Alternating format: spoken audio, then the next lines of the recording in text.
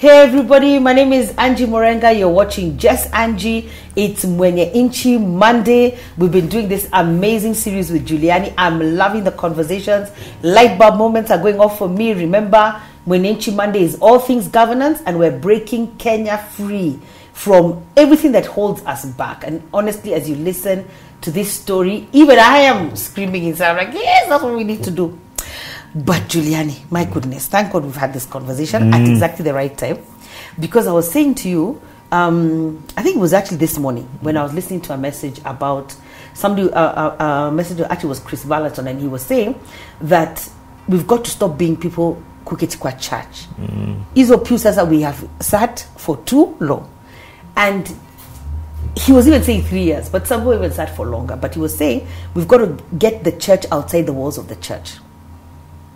And we've got to go and impact the society. And it really got me thinking. Even it got me thinking, I know I impact people. And for me, the building, because we left that building, the Lord told me, was it, I think last year, towards the end of last year, I want you to build people. I want you to build lives and build legacy. And it's what I've been doing, but he wants it amplified, yeah? Build people and build the kingdom in them. And that's the same thing. I'm so excited about what you're doing, because this preacher was saying, get out of the church. You can go to the church to be fed. Use the church for its purposes. Be fed, let your mind be renewed, but go out and impact and affect society. And even that's what I asked myself, am I really affecting society? But I think I need to now take it to the next level. So I really want to hear about this project and why you think like that. Why do you think like that, Juliani? Why are you thinking of a project that's going to change the lives of 10,000 people when other people don't care? Because I think, like I mentioned earlier, I'm a product of that exactly. So when Kanji got me to Kijiji Records, and he hosts Yapo Dagoreti, and I was spending most of my day Yapo, just by being there in Amanisha, I'm not in Dandora at that time. No, I'm not somewhere else. I'm just there, and I'm admiring Kanji, the way he writes music, and the way I cook wapi, and I'm admiring. Just by being in that space, it'll change automatically, either I like it or not. So we only do this by creating those spaces. But for specifically what we're doing now in Customer Bora is that we are trying to see, we have a project to leverage on community organizing and technology. Kunini waste, encourage proper waste management, and of course create alternative income for young people. For the young people there. Exactly. Even so, around the dump site. Actually in Dandora Kwanza, and then we go to all the informal settlements. So in Dandora we have a pilot now going on. It's been going on for like a couple of months, and it has worked. And we've got partnership from Kenya Association Manufacturers, who their memberships, some of them are willing to buy back the waste, what we collect. So that's how, if we sell the waste, they get money, and we run the project consistently. They can live a better life. And the Takabank Customer Bora is just a trash ATM, where you be coming and depositing your trash. And then you get paid for it. And then you actually convert it to points as a user, convert it into points, and then that point you can use to buy things on our website. So you can buy a phone or whatever. That's as a user. But as the youth group, once they collect that, we come and just collect from them, and then we sell, and then they get paid. And the beautiful thing also is that now it's an entry level it's an opportunity for entry level jobs. So we have partnership with Kenya Association Manufacturers. They say, hey, we're a driver, but to fight co-op as a young person. But at the end of the day, just by having that going on and flow and things happening and interacting with people, automatically they start changing. Because the way you handle yourself around Angie is not the same way you handle yourself around your peers. That's true. So automatically, you're changing as a happen. But also, we know we have to be patient. Yes. And we have to be patient. It will take 2 years, and it will take 5 years. There's no overnight. There's not overnight success. And then you learn things that you don't know yet, yeah? Yes. So there's a lot of happening in the process.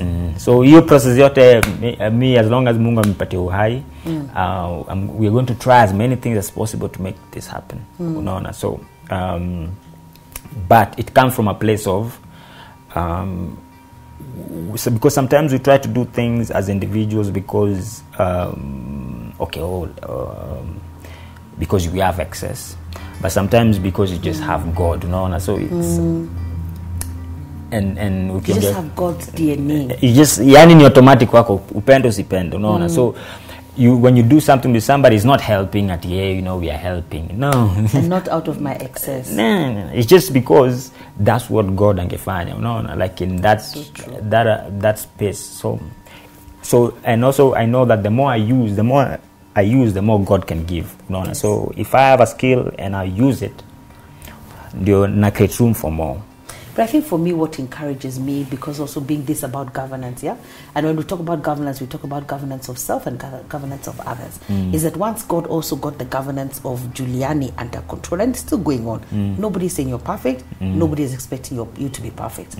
But once he got you under sort of his governance, under his obedience, that's why the 1 year is very important. The obedience, the discipleship, the sitting down. It's like even every time he tells an artist, sit down. Or even somebody with a gift. Just as you walk away from that gift for 1 year, it's very hard because this is what you know how to do. But that also, obedience is what unlocks further action because he knows he can trust you. But I think for me, the best thing about your story is the desire and the ability to go back and impact the community, because that's what we've got to do. And you've got to find your community. Some people have a community of 10,000, others can have a community of 1 million, somebody can have a community of 5. So I think the most important thing is what is your challenge? What is God as challenging you to get done and start impacting those people? And I think even your community trusts you because of the hip hop city. Yeah. So the hip hop city, it's been 3 years, yeah? They've been 3 years, yeah. So they know this thing works. This guy is here. It's not hit and run, because that's another thing we do, hit and run, or to soothe our egos. This guy is here. So he's here. This one is working, and then he's even started another project. And then you've worked with what is there. See, you can't work with something else. You've got to work around, I think, the dump site. Because that's where a lot of people are. That's where they're even already making their living. But now you can take this living to the next level. Pengine mtu never thought they could have a phone, they can have it. Then you allow them, I think, even the money and the cash to live a better life. They can go make their own decisions. Do I want to go to school? Do I want to build a house? Do I want to do a business? But just because you've empowered them, then we can be able to do that. And then wameangalia vile unasema ulikuwa naangalia kina Kanji. So when kina Pastor Angie or other people come there, they look at you, they say, oh, so this is how people are supposed to behave. Okay. So even behavior changes. It's like you're hitting so many things with one stone that for me it's very powerful and very impactful, honestly, Juliani. And how do we help? How do other people plug into what you're doing? I think because it's always I think if somebody just inspired, yende aseme niaje mina niko na hii, because sometimes like if somebody has a calling towards informal settlements in any space whatsoever, if they have resources, whatever it is that they have at that particular time, wamwage tu, unaona, for a period of time, sio kukuja tu and then tupige picha. There's no hit and run. We sit there, we shape it pole pole. We shape it for years. Wow. We shape it for years, yani. Wow. And the beautiful thing about that is that, and when we talk about our country, Sai plus Tuko, the biggest problem we have in this country, and even when it comes to poverty, is like number 3 or 4 in our list of where we are as a country. What's number 1? Number 1 is identity. Yes, I think it's identity and mindset. Yeah, identity. The way we think. The way we think. So if we can sort out that, and if more, yani, if we do it identity inside God, yani, I think it's not about just surviving in our space, but also impacting Africa or the world. Yeah.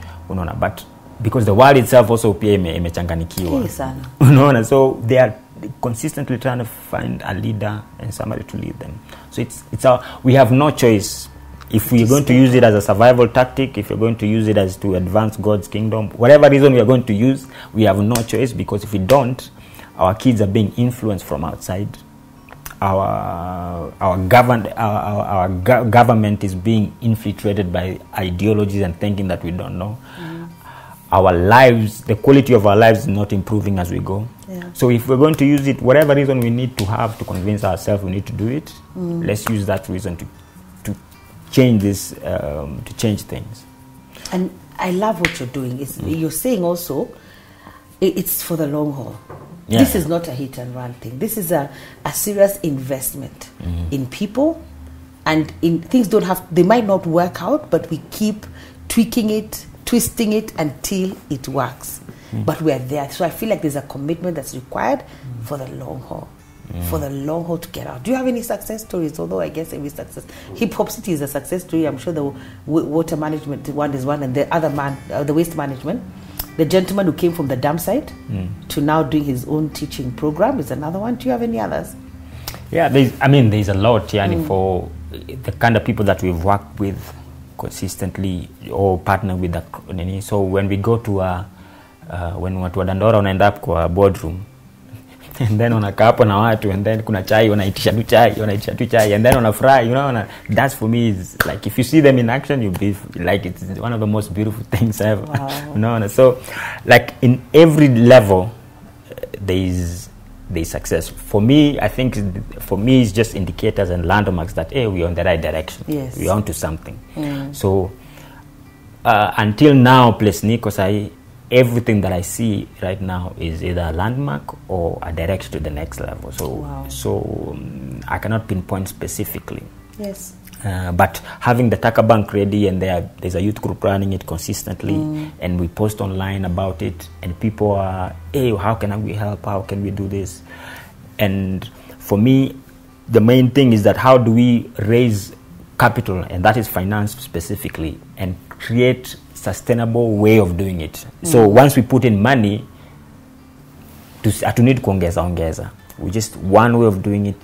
Sustainability. So it's a cycle, and then it's sustainable. So sustainable. So anybody that gets in, so even the next level for me when it comes to if we make it sustainable and scalable. So if we just sort that out, it's only a matter of time before we go across the country and we go to Africa. So that's the thing. And I was going to say, you just said what I said. I think for me, my prayer for you is I'm overwhelmed. I want to cry at the same time. Right? I want to cry and reflect and scream all at the same in the same space.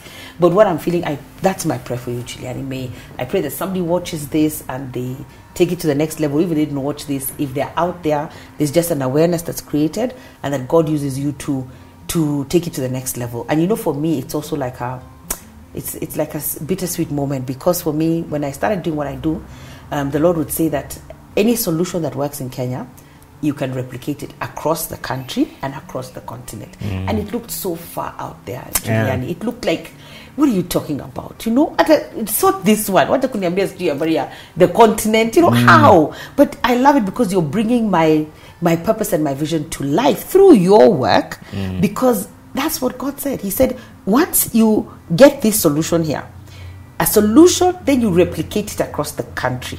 Then you can replicate it across the continent. Because in my head, I'm going to try to think about, where are there other dam sites? This is something that will work. Once this works, it will work for other people. But the best thing is that you're giving people hope. And that's what excites me. This is why I do this show. Because we've got to prison break Kenya. And the solutions are within us, and we're the only ones who can break ourselves out of prison. And then I think what Juliani's story says for me, to you who are listening, is even you've got a story and you've broken out of something. Now you need to amplify it. I keep telling that word, amplified. Yeah? It can't just be for you.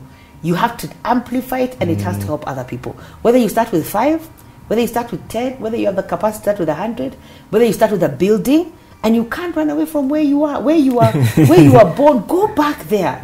There's a reason that's the community that you were brought up into, and you can't run away from it or be ashamed of it or try to delete it from your life. Go back there, because there are other people there who need to break out. They even need to see you, just to see you. I remember one lady who used to go back to, she started going back to her school, her primary school, and when she drove in with her car, the students refused. They said, there is no way you went to this school. She was telling them, she showed them around, they were in shock. The disconnect was so great. But immediately, even the next exam set of students, it changed.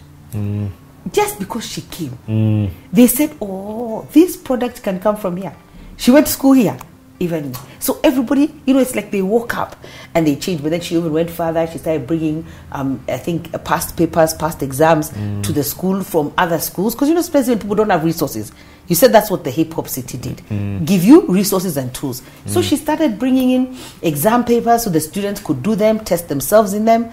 I think she built a small library, brought books in there. Everything has changed for those students. I have another one. This is also a lady, I think, who did PLF in Geneva. And she came back and built, I think she built an abolition blog. And then she built another blog for the students. Then she got all her friends involved. I think even her story made it to one of the UN articles in their like a paper they have. And then she also bought desks. She's always going back there once a year. So even she came from that school. When they had, she doesn't even work in Kenya, she works in Geneva. Hey, watu waliamka.